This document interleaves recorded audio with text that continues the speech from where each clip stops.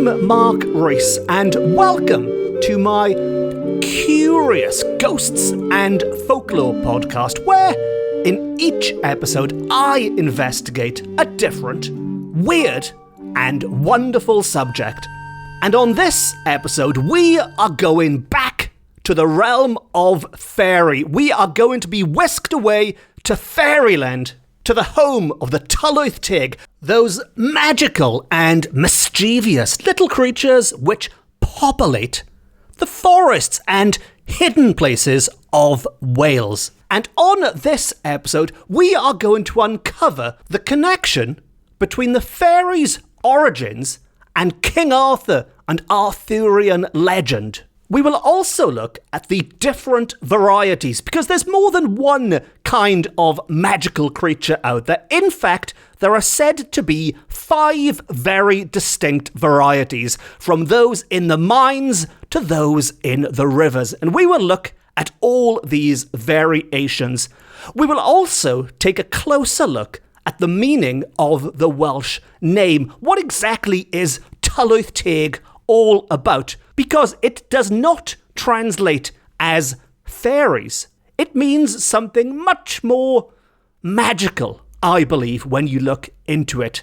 And if that wasn't enough, we'll even be looking at where the fairies go to market to buy their supplies. Now, you won't notice them because they are invisible and things, but they do go to markets, and who knows, maybe they go to the same markets as you. Maybe you've been standing next to them for years and years without realizing. All of this is going to be revealed on this episode dedicated to the realm of fairy, the return to the realm of fairy. And the reason I say return is that because regular listeners will know I have done a few episodes on this subject now.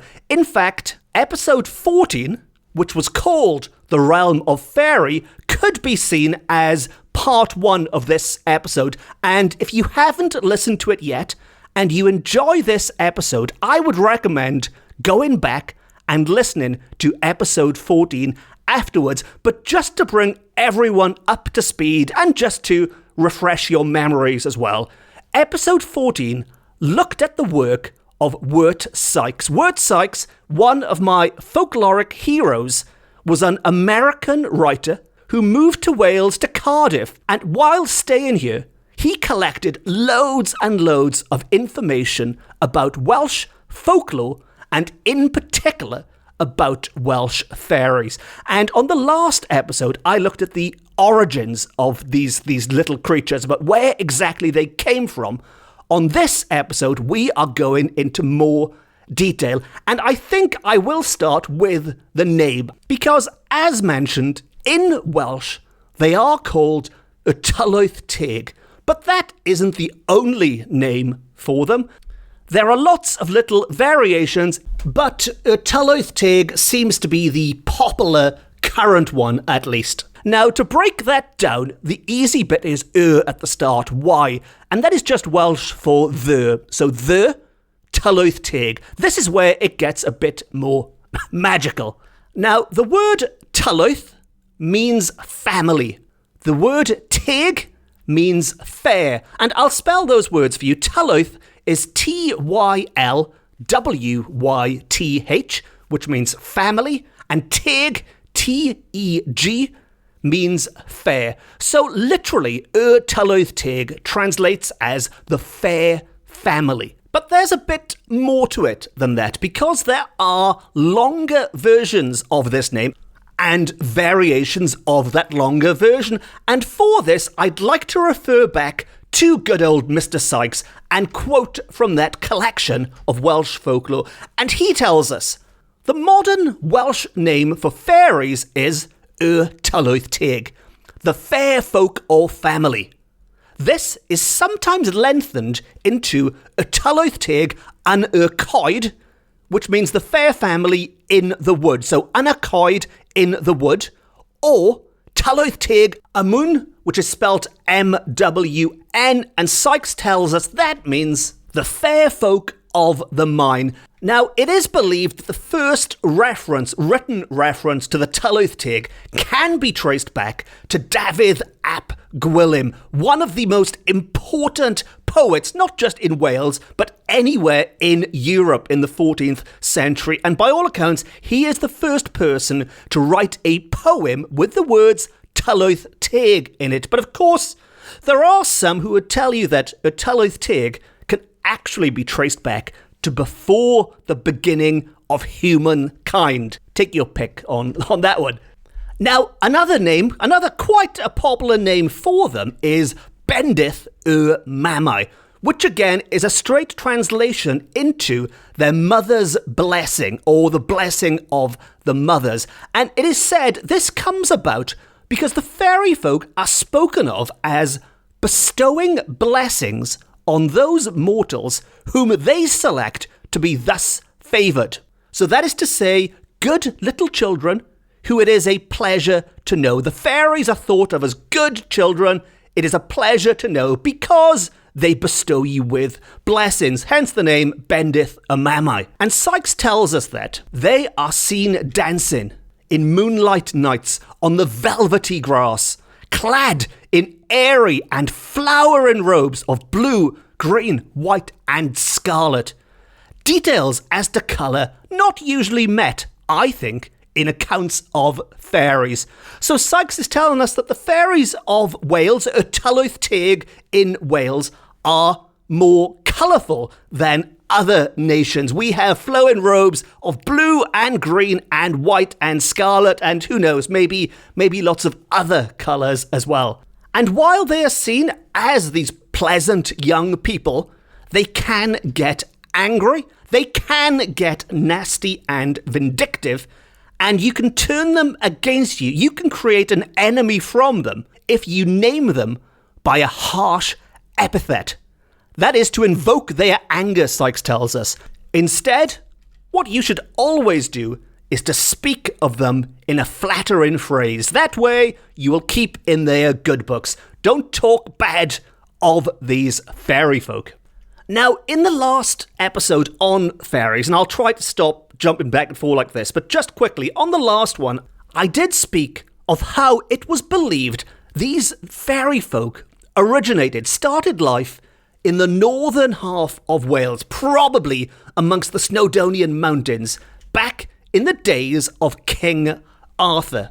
Now, there is another Arthurian connection with the fairy folk, and it is connected with Avalon. Avalon, this magical island, which is right up there with Camelot when it comes to famous places connected with King Arthur. And it is said it is on this island that Excalibur was forged. So it's quite important in Arthurian legend. But Avalon, the name, is thought to derive from the Welsh word aval, which in the Welsh language, V is an F, so it's A-F-A-L. And aval means apple, or avalai is apples. So Avalon could mean island of the apples, with Ynys being the Welsh for island, aval for the Avalon bit. And the origins of Avalon really is a talk for another day. But the reason I mention it now is that Sykes talks of these mystical islands in the green meadows of the sea. And Arthur wasn't the only one out there on his Avalon. In the triads, they were referred to as the Guardzonai Llion. And many extraordinary superstitions survive with regard these islands. They were supposed to be the abode of the souls of certain druids who, not holy enough to enter the heaven of the Christians, were still not wicked enough to be condemned to the tortures of Annwn, with Annwn, A-N-N-W-N, being a word from Welsh mythology, which means otherworld, but which is often used interchangeably with hell, this idea of hell, and it doesn't strictly mean hell, but in this respect, if we think of it as a hellish place. But they were not bad enough to be condemned to Annwn, to hell, and so were accorded a place in this romantic sort of purgatorial paradise, which sounds like a contradiction to me, a purgatorial paradise. But there you go. I mean, it's a heck of a lot better than hell, I imagine. And Sykes tells us that in the 5th century, the British king Gavran, in search of these enchanted islands with his family, sailed away into the unknown waters and was never heard of more. Now, this voyage is commemorated in the Triads as one of the 3 losses by disappearance, the other 2 being Merlin's and Madog's. Merlin sailed away in a ship of glass. Madog sailed in search of America, and neither returned, but both disappeared forever. In Pembrokeshire and southern Carmarthenshire are to be found traces of this belief. Now, bear with me, the fairies are coming into this now. I know I'm going off on one about the souls of druids and Merlin sailing off on a boat made of glass and Madog. Madog is a fascinating character, by the way. If you get a chance, have a quick look on the internet. There are some great articles about Madog, or Madoc rather, out there, who folklore tells us is the Welshman who really discovered America back in 1170. So apologies to anyone from Genoa listening who might think, well, no, it was our Christopher Columbus, but apologies, it was a Welshman 300 years before Columbus who discovered America.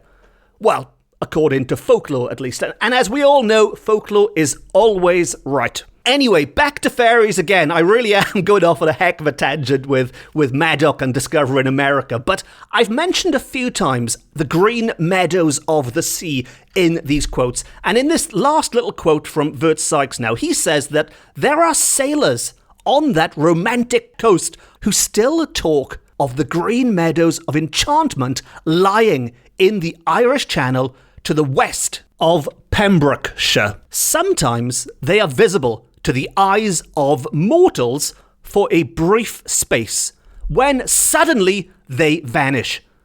There are traditions of sailors who, in the early part of the present century, now this was written in 1880, so in the early 1800s, who actually went ashore on the Faery Islands, not knowing that they were such, until they returned to their boats when they were filled with awe at seeing the islands disappear from their sight, neither sinking in the sea, nor floating upon the waters, but simply vanishing suddenly. And that is the point I was trying to get to. I know I've been going off on tangents here, but there was a point. These green meadows in the sea, these strange miraculous islands to the west of Pembrokeshire, were the enchanted lands of the fairy folk.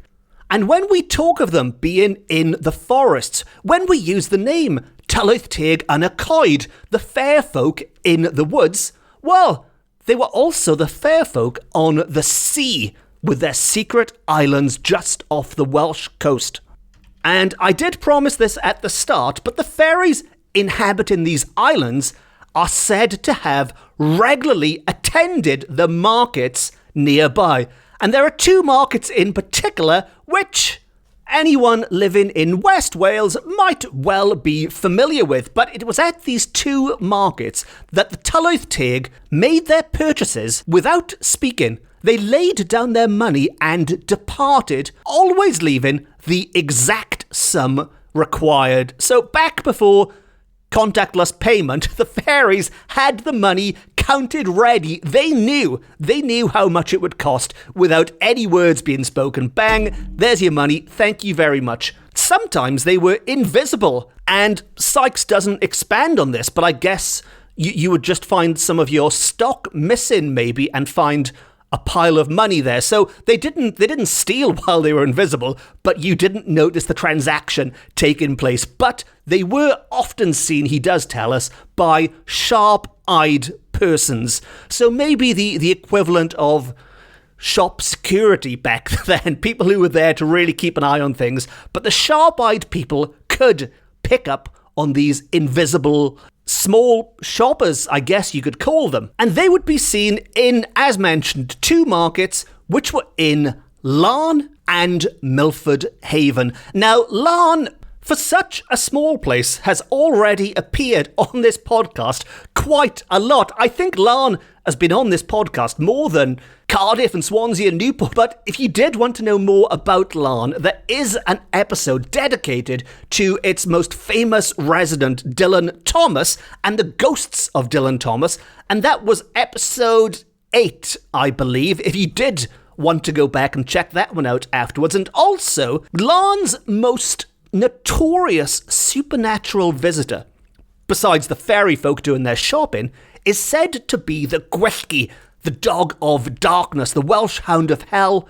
And the Gwyllgi episode is the one just before Dylan Thomas. So if Dylan Thomas is number 8, the Gwyllgi would be number 7. But back to this one, the fairies would go shopping in Larne. They would also go to Milford Haven.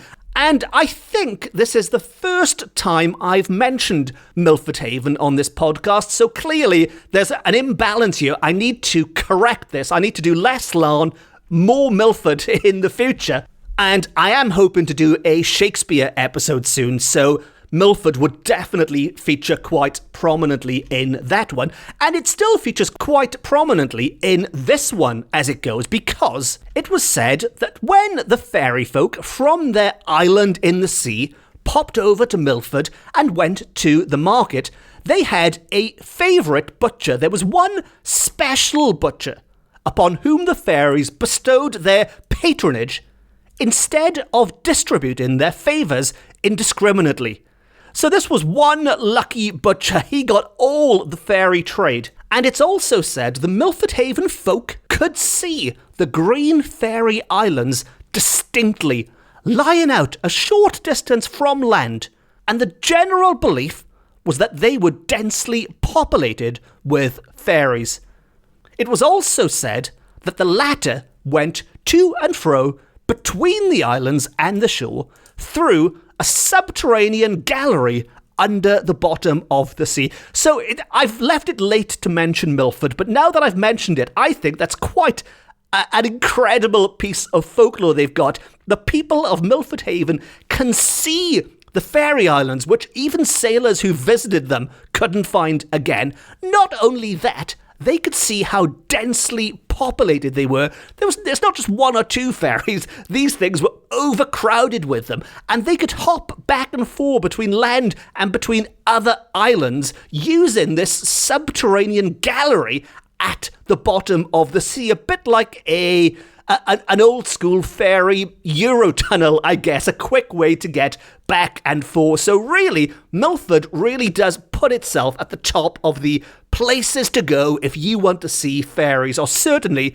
if you want to see seafaring fairies. So in this episode so far, we've looked at what that name, Tylwyth Teg, means. We've looked at where they lived, and one of the suggestions was, like King Arthur on his Avalon, they were out on secret islands off the west coast of Wales. But what we haven't looked at yet is these different varieties of fairies. And what I'd like to do on this episode is to have a very quick look at those 5 different varieties.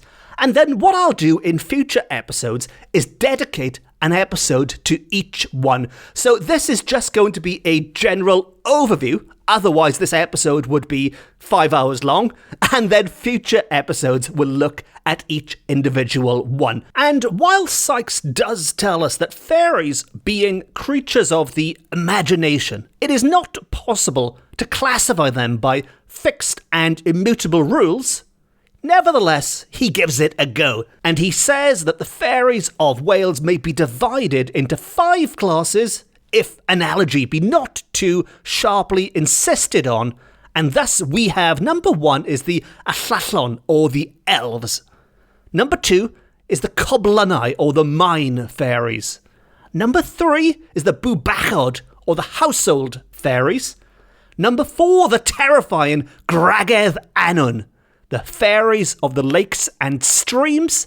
And number 5, the Gwyllion, or the mountain fairies. And as mentioned, I will have upcoming episodes dedicated to each one. We will have an episode on the elves, the Avalon, the mine fairies, the Guardzonai, the household fairies, the Bwbachod, the fairies of the lakes and streams, the Gwragedd Annwn, and the mountain fairies, the Gwyllion. And we will also have another episode coming up, and I need to make a quick apology here to regular listeners. If you're not a regular listener, you will not know this, so it doesn't matter. But if you are, I did mention that the next fairy episode, as in this one, would feature the king of the fairy folks, Gwyn ap Nudd. Now, Gwyn ap Nudd is a big character in fairy lore, not just in Wales, in British fairy lore and folklore. Now, sadly, he hasn't made it into this episode, again, because of time restraints, but I promise you, he is coming up soon. So I am going to have a list of fairy episodes the length of my arm to catch up with soon, so you can expect a lot of fairy episodes coming. Well, not in the next few weeks, because December is going to be dedicated to Christmas, and without giving away too many surprises, I can say that we will be looking at a certain Mari Lwyd and some very creepy Welsh ghost stories over the festive season. But after that, I imagine January, February, March are going to be fairy months. And on that note, I've reached the point in the episode where I like to ask what you think about all that. Do you have any experiences with going to Larne Market, to Milford Haven Market, and have you looked out to sea and seen these enchanted green meadows and these fairy folk travelling back and forth between their distant lands, or maybe just buying something off the butcher? If so, it would be great to hear from you, even if it's just to say hello. You can track me down on my website or on social media. It's easy to do. Just do a search for Mark Rees, and if you put the word ghosts in or folklore, I will pop up on top, and we can have a chat online. And very quickly, as always, if you have enjoyed this episode and you don't want to miss the 200 episodes about fairies I've got coming up in January, plus the Mari Lwyd and all that Christmas stuff, please consider hitting the subscribe button and you will never miss an episode ever. And to wrap things up on this episode, Word Sykes, in these accounts of the fairy folks and their islands, does quote Geoffrey Chaucer, the English poet of Canterbury Tales fame. And while this is written in ye olde English and not in ye olde Cymraeg, it certainly applies to what we've been talking about on this episode of Welsh Fairies, and I was thinking of wrapping up this episode with that verse which Sykes used in his book of Welsh fairy tales, but I've got one big problem with it, and that is I can't pronounce it, because this ye olde English stuff, I'll try the first line, and it goes like this. In tholder days of King Arthur. No, like I said, I will just absolutely massacre it. But what I have done is I've cheated, and I've done a quick search for that verse which Sykes has used about the fairies, and I have found a modern-day English translation. So I would like to wrap up with a modern version of an old Geoffrey Chaucer verse relating to the fairy folk. Although, sadly, this translation has actually removed the word fairy from it, which kind of defeats the whole point of it. But what the heck, let's finish with this one. And before I do, it just leaves me to say thank you very much for listening. Diolch yn fawr iawn am gwrando. I've been Mark Rees. This has been my Ghosts and Folklore podcast. It's the best, it's the beautiful, it's the only Ghosts and Folklore podcast beaming to you from Wales to the world. And on that note, let us all say goodbye with Geoffrey Chaucer. In the old days of King Arthur, of whom Britons speak great honour, this land was all filled of supernatural creatures. The Elf Queen, with her jolly company, danced very often in many a green mead. Until next time, Nosta.